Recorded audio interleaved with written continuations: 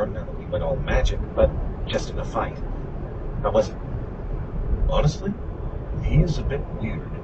I don't know if I understand being that lazy, but that just means I have one more avatar to meet, right?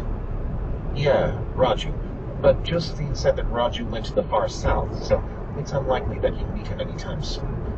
Alright, if that's all you needed, I'm going to finish up here, and Nina and I will meet you and Velen at the defensive line. Thanks. See you then. Closing the window, Thorn realized that all of the nobles who were following him had been hearing him mumble into midair for the last few minutes. Looking at him strangely, shaking his head, he stopped and turned to face them. I am going to make sure my troops are properly settled. You will all gather anyone of relevance and meet me at the western gate in 2 hours. Please inform Count Trevose about where we will be meeting. Thanks. Not waiting for a reply, Thorn left, dragging one of the nobles along with him to guide him to the barracks. Located on the western side of the city, the barracks was a large area and consisted of over a dozen large training fields and 24 massive buildings where the troops were housed.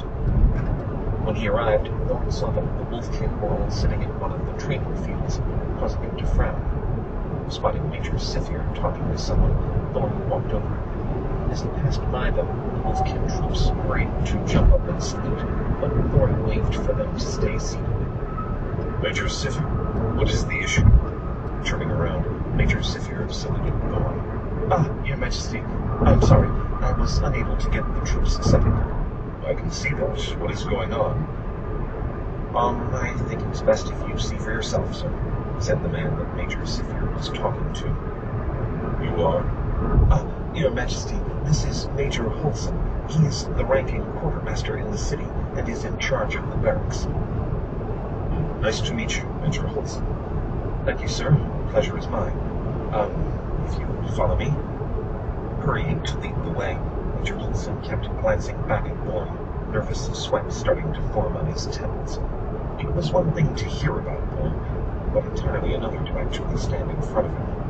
As he brought Thorn to one of the barracks, Major Holson could not help but think that there were a lot of people who were in for a nasty surprise.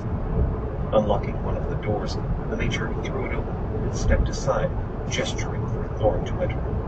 Ducking, Thorn hooked his head into the building and pulled it out a second later, his eyes narrowed dangerously as he stared at Major Holson. What is this? As you can see, sir, the barracks are being used to store goods.